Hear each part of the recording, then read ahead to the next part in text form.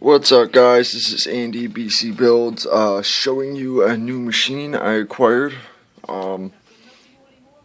today from a friend. This is a machine that he's used for years and years and years and years and years. He's actually the guy that gave me my first machine ever. Well, first real machine, one that I didn't build out of a RC motor. Anyways, this is I'm not sure how old, but I know it's old. This is an iron workhorse machine. It is the dial, but the difference with this is the older model. If you go look them up, all the new ones have holes drilled in it to make it look like the Mickey Sharp style. This is the old model that doesn't have the holes in it. And I can only even find a couple of pictures of these. Given it's probably only about 10-15 years old, but they don't make them without the holes in it anymore. First off, this machine is heavy. It's probably about 9 ounces. This is a thick as fuck solid cast iron frame. This thing is a monster. It really is a beast. You can see it says Iron Horse on the bottom. It's got the little Spitfire logo. The only thing it doesn't have is part of the tube vise, but it just works. Put the screw right in, pushes against the pinch vise, it works. This is set up as a liner. I put a new armature bar on it because the springs were worn out on the other one, the original springs it came with. Hold on, I'll find something for that.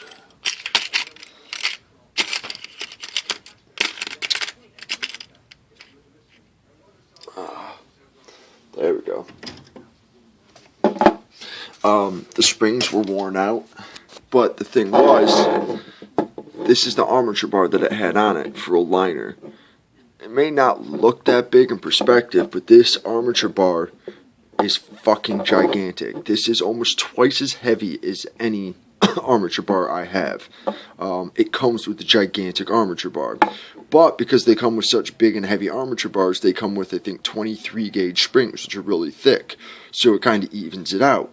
But I only have up to 20 gauge springs, so I had nothing that would make this run fast. So I took it off. I put this is my color packer, well, one that I don't really use, but I threw it on here, which I still have to shim it up. It's really uneven. But anyways, get back to this. I changed it to 20 gauge one-piece spring and a lighter armature bar, a chrome plated one. It's 10 wrap coils. It has the stainless steel contact or binding posts, which I thought I was going to change because I'm used to using brass, but it makes no difference between brass and the steel, none at all. I did change them out and it didn't make any difference. Everything else is pretty much original on this. I put a new capacitor in. Just a big bulky ass machine, and this is set as a liner. You can see 7 volts. I can find my foot pedal.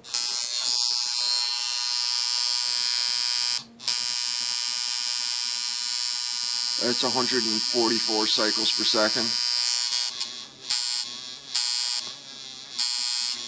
And that's hurting my finger. I'm gonna bruise my fucking nail. This thing's just a beast liner. This I would only use for traditional work because there's no fine lining with this. This is for big, bold outlines. This thing's just a monster. So if anybody's looking into getting an iron workhorse machine, they're good machines. They're heavy. They're really heavy. If you can handle that, then they're really good machines. But because they're so big and heavy, they absorb almost all the vibrations. You're not getting any vibrations into your hand. So I recommend using a steel grip as like a counterbalance. But besides that, they're well-built machines and they run very well. And this just has a lot of sentimental value to me. You know, the last few years before I got into tattooing, I got tattooed from this guy, and he would tattoo me with this machine, and he's used this for, I think, about 15 years. He's had this thing, and this was, up until today, he gave it to me. This was his daily runner. He would use this for everything. The reason why he gave it to me is I traded one of my rotaries for it. I traded my Stealth 2 for it, which he thought was pretty neat. He's not big into rotaries, but his hands are kind of getting bad. He's been doing this for so long. He wanted to use it. And basically, he just gave it to me as sentimental value. I guess I'm his protege. He is the guy who taught me how to tattoo, by the way. Boss, whole 9 yards. I consider him more of a friend, shop owner. But once he literally burned a hole through the spring I can't find the spring. I'll have to put another video out. I mean, it literally burned a hole right through the spring. He has other machines, obviously. He basically thought it was time to hand it over to me. He was like, rebuild it and then you can keep it. So, even though it's not a super expensive machine, it's probably about $100 when he bought it. I just think it's pretty cool. You know, I wouldn't trade this machine for anything. This one and this one. This is the first one he gave me, which is pretty cool because this is really an expensive machine. This is an Infinite Irons Tribal. This is an early model when he first started building machines, cast iron welded. I don't know if you'll be able to see it in there. Right about in there. It's number 34 out of 50. It's a really expensive machine. And this one wasn't super expensive, but these machines probably mean the most to me out of my entire collection.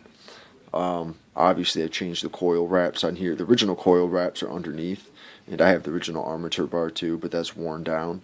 But both of these machines were given to me by my mentor. This is right when I started, and now this one, now that my career is budding and, you know, I'm a full-blown artist at this point, this was like, I guess, you know, a congratulations gift, and here you're just starting gift.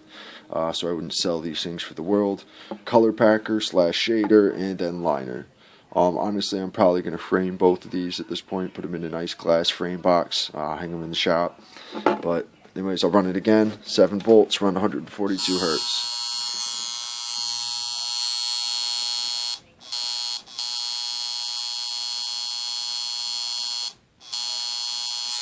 Alright, that's it, guys.